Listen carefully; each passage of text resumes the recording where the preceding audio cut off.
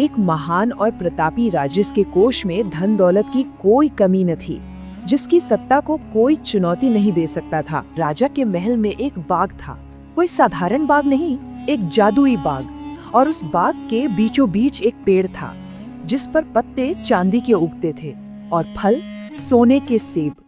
हर सुबह जब सूरज की पहली किरण उस पेड़ को छूती तो वो सेब दमक उठते थे। लेकिन कई दिनों से एक अजीब घटना घट रही थी। हर रात जब घना अंधेरा छा जाता तो सुबह एक सेब अपनी डाल से गायब मिलता था। राजा हैरान था, परेशान था। चोर कौन था? उसे पकड़ने की हर कोशिश नाकाम हो रही थी। आखिरकार एक रात पहरा देते हुए पता चला कि चोर कोई इंसान नहीं बल्कि एक सोने की चिड़िया है।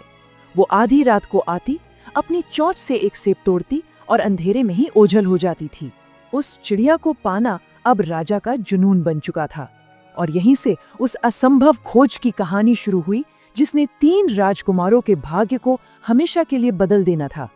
राजा ने दरबार में घोषणा की, जो कोई भी इस रहस्यमयी चोर को पकड़ लाएगा वही मेरे बाद इस सिंहासन का अधिकारी होगा।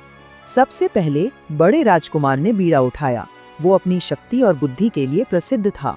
उसने कहा, पिताजी आप चिंता न करें, आज रात चोर मुझसे बचकर नहीं जा सकता। पर जैसे ही आधी रात हुई, नींद ने उसे अपनी आगोश में ले लिया और सुबह एक और सेब गायब था। अगली रात मंझले राजकुमार की बारी थी, जो अपनी चालाकी के लिए जाना जाता था, पर उसका हश्र भी अपने बड़े भाई जैसा ही हुआ।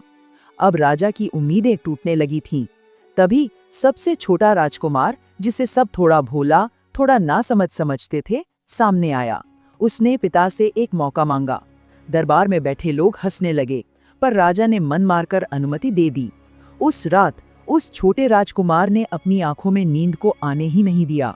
वो जागता रहा, अडिग, और ठीक आधी रात को उसने हवा में एक सरसराहट सुनी, एक सुनहरी चमक देखी। वो सोने की चिड़िया थी। राजकुमार ने तुरंत अपना तीर चलाया। निशाना तो चूक गया, पर तीर चिड़िया के पंख को छूता हुआ निकल गया और उसका एक सुनहरा पंख टूटकर जमीन पर आ गिरा। जहां बड़े बड़े बुद्धिमान राजकुमार हार गए, वहां उस एक भोले राजकुमार ने अपने धैर्य से चोर की पहचान कर ली थी। अब छोटे राजकुमार की यात्रा का एक नया और सबसे महत्वपूर्ण अध्याय शुरू होता है। वो सुनहरा पंख हाथ में लिए उस चिड़िया की तलाश में अकेले ही निकल पड़ता है। दिन बीते, हफ्ते बीते। एक दिन जब वो थक हार कर एक जंगल में बैठा था, तभी उसके सामने एक लोमड़ी आकर खड़ी हो गई। पर ये कोई आम लोमड़ी नहीं थी। उसकी आंखों में अजीब सी गहराई और बुद्धिमानी की चमक थी। वो राजकुमार की मार्गदर्शक बनी। उस अद्भुत लोमड़ी ने राजकुमार को उस किले का रास्ता दिखाया जहां सोने की चिड़िया कैद थी। किले के बाहर रुककर उसने राजकुमार को बहुत ही स्पष्ट शब्दों में एक सलाह दी। उसने कहा, राजकुमार सुनो, तुम बिना किसी भय के किले में चले जाना। सारे पहरेदार सो रहे होंगे। अंदर एक कमरा है जहां तुम्हें सोने की चिड़िया एक बहुत ही साधारण से लकड़ी के पिंजरे में मिलेगी। ठीक उसी के पास एक खूबसूरत सोने का पिंजरा भी रखा होगा। तुम्हें बस इतना करना है कि चिड़िया को लकड़ी के पिंजरे समेत उठाना है और चुपचाप बाहर आ जाना है। पर एक बात अपने मन में गांठ बांध लो, भूल कर भी उस चिड़िया को सोने के पिंजरे में रखने की गलती मत करना, वरना तुम्हारा बहुत बुरा होगा। राजकुमार किले के अंदर उस कमरे में पहुंचा और वहां ठीक वैसा ही दृश्य था जैसा लोमड़ी ने बताया था। सोने की चिड़िया एक पुराने भद्दे लकड़ी के पिंजरे में थी। उसकी सुंदरता इतनी दिव्य थी कि राजकुमार पलके झपकाना ही भूल गया। लेकिन तभी उसकी नजर पास रखे सोने के पिंजरे पर पड़ी। वो पिंजरा कीमती रत्नों से जगमगा रहा था।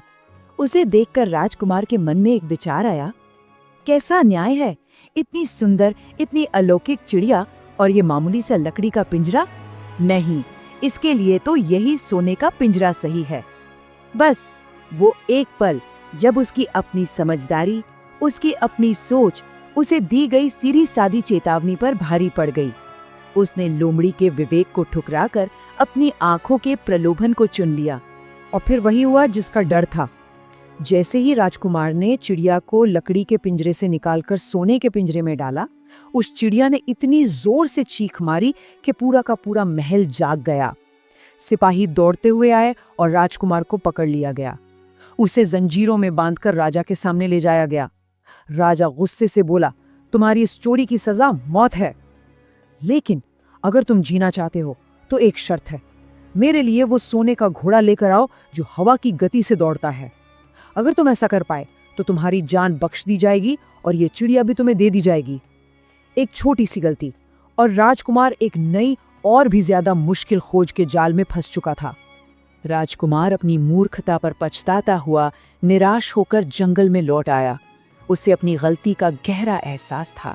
तभी वो वफादार लोमड़ी फिर उसके सामने आ गई। राजकुमार ने शर्म से अपनी नजरें झुका लीं। लोमड़ी ने एक ठंडी सांस भरी और कहा, मैंने तुम्हें चेतावनी दी थी। खैर, जो हुआ सो हुआ, मैं तुम्हें एक और मौका दूंगी। और उसने राजकुमार को सोने के घोड़े तक पहुंचने का रास्ता बताया और एक बार फिर जाने से पहले एक बहुत ही सरल सलाह दी। जब तुम घुड़साल में पहुंचो तो घोड़े को चुपचाप खोलकर ले आना, लेकिन एक बात का ध्यान रखना, वहां 2 जीनें रखी होंगी, एक पुरानी घिसी हुई चमड़े की और दूसरी सोने और हीरों से जड़ी हुई। भूल से भी सोने की जीन को हाथ मत लगाना। राजकुमार घुड़साल में पहुंचा। अंधेरे में भी सोने के घोड़े का शरीर एक दिव्य रोशनी से चमक रहा था। ऐसा भव्य घोड़ा उसने आज तक नहीं देखा था। उसने खुद से कहा, इस बार मैं कोई गलती नहीं करूंगा। पर जैसे ही वो घोड़े को बाहर ले जाने लगा, उसकी नजर उस सोने की जीन पर पड़ी। उस पर जड़े हीरे मोती चमक रहे थे। उसके पास ही एक मैली सी फटी पुरानी चमड़े की जीन भी रखी थी। राजकुमार के मन में फिर वही तर्क आया, इतना शानदार घोड़ा और उस पर यह बदसूरत जीन, ये तो इस घोड़े का अपमान है। इंसान अपनी गलतियों से सीखता है, पर कभी कभी प्रलोभन इतना शक्तिशाली होता है कि वो सीखी हुई बात को भी भुला देता है। राजकुमार ने एक बार फिर अपनी बुद्धि को दी हुई सलाह से ऊपर रख दिया और कहानी ने खुद को दोहरा दिया।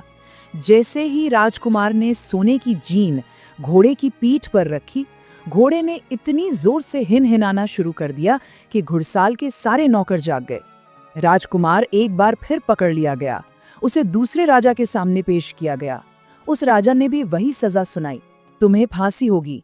लेकिन अगर तुम दूर देश में सोने के महल में रहने वाली उस राजकुमारी को मेरे लिए ले आओ, जिसके सौंदर्य के आगे सब कुछ फीका है, तो मैं तुम्हें माफ कर दूंगा और ये सोने का घोड़ा भी तुम्हें इनाम में दूंगा।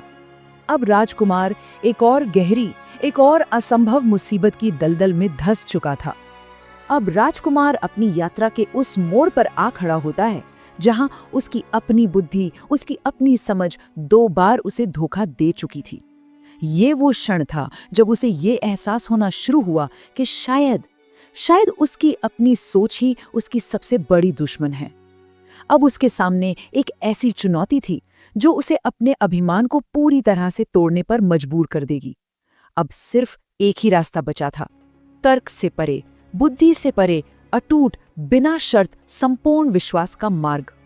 राजकुमार ने राजकुमारी को तो पा लिया, पर लोमड़ी की तीसरी सलाह भी तोड़ दी। उसने राजकुमारी को उसके माता पिता से विदा लेने दिया और नतीजा, वो फिर से पकड़ा गया। इस बार राजा ने उसे फांसी का ही हुक्म सुना दिया। राजकुमार गिड़गिड़ाने लगा, अपनी जान की भीख मांगने लगा। तब राजा ने उसके सामने एक ऐसी शर्त रखी जो किसी भी इंसान के लिए पूरी करना नामुमकिन था। उसने कहा, हमारे महल के सामने ये जो विशाल पहाड़ खड़ा है, जो सूरज की रोशनी को भी रोक लेता है, अगर तुम 8 दिन के अंदर इसे यहाँ से हटा दो तो तुम्हारी जान भी बच जाएगी और राजकुमारी से तुम्हारा विवाह भी कर दिया जाएगा। अपनी जान बचाने की आखिरी उम्मीद में राजकुमार उस विशालकाय पहाड़ को खोदने में जुट गया। वो दिन रात मेहनत करता रहा। 1 दिन, 2 दिन, 7 दिन बीत गए। 7 दिनों की अथक मेहनत के बाद वो उस पहाड़ का बस एक छोटा सा कोना ही हिला पाया था। वो पूरी तरह टूट चुका था। थक कर, निराश होकर वो जमीन पर बैठ गया। उसे अपनी गलतियों पर, अपनी जिद पर, अपने अभिमान पर बहुत क्रोध आ रहा था। वो सोच रहा था, काश मैंने बस उस लोमड़ी की बात पर विश्वास कर लिया होता। और जैसे ही उसने ये सोचा, वो लोमड़ी उसके सामने आ खड़ी हुई। लोमड़ी ने बहुत शांति से कहा, तुमने बहुत मेहनत कर ली राजकुमार, अब जाओ और सो जाओ, मैं तुम्हारा काम कर दूंगी।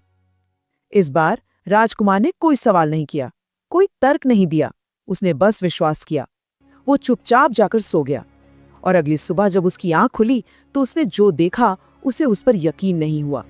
सामने पहाड़ नहीं था, दूर दूर तक जमीन समतल थी, पहाड़ का नामो निशान तक नहीं था।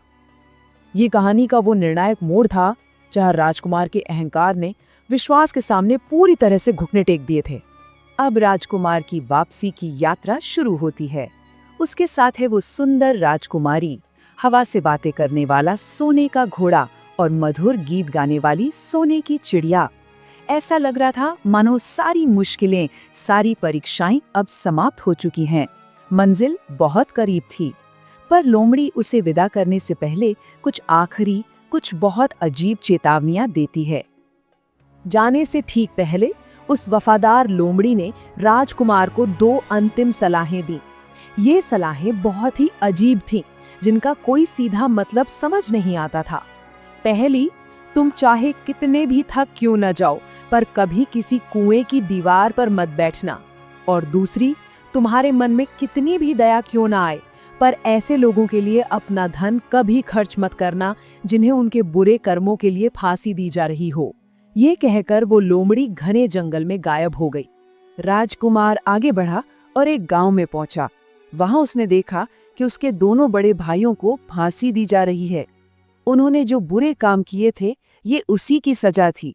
पर अपने भाइयों को मौत के मुंह में देखकर राजकुमार का दिल पसीज गया। वो लोमड़ी की पहली चेतावनी भूल गया और उसने अपना सारा धन देकर अपने भाइयों की जान बचा ली। दोनों भाई उसके पैरों पर गिर पड़े और उसका धन्यवाद करने लगे। थोड़ा आगे चलने पर वे थक गए और एक कुएं के पास आराम करने के लिए रुके। और यहाँ राजकुमार लोमड़ी की दूसरी चेतावनी भी भूल गया और कुएं की दीवार पर बैठ गया। उसके भाइयों के मन में ईर्ष्या की आग पहले से ही जल रही थी। उन्होंने इसे एक मौके की तरह देखा और इससे पहले कि राजकुमार कुछ समझ पाता, उन्होंने उसे पीछे से धक्का देकर उस गहरे कुएं में गिरा दिया। और राजकुमारी, सोने का घोड़ा और सोने की चिड़िया सब कुछ छीनकर अपने राज्य की ओर चल दिए। कहानी अपने अंतिम पड़ाव पर है, लेकिन सत्य की हमेशा जीत होती है। छोटा राजकुमार कुएं में गिरने के बाद भी बच गया और उसकी सच्ची मित्र, वो वफादार लोमड़ी, उसे एक आखिरी बार बचाने के लिए आ पहुंची। अब राजकुमार अपना खोया हुआ सम्मान, अपना प्रेम और अपनी सच्चाई वापस पाने के लिए एक भिखारी का भेष बदलकर अपने ही महल पहुंचता है। और यहीं पर कहानी का सबसे बड़ा रहस्य खुलने वाला था। बड़े भाइयों ने अपने पिता राजा से जाकर ये झूठ कह दिया कि ये सब कुछ वे ही अपनी वीरता से जीत कर लाए हैं। पूरे राज्य में जश्न का ऐलान हो गया, पर महल में एक अजीब सी खामोशी थी, एक उदासी थी। राजकुमारी दिन रात रोती रहती थी। सोने के घोड़े ने खाना पीना छोड़ दिया था और सोने की चिड़िया ने गाना बंद कर दिया था। लेकिन जैसे ही छोटा राजकुमार भिखारी के रूप में महल के दहलीज पर अपना पहला कदम रखता है, प्रकृति स्वयं सच का प्रमाण देने लगती है।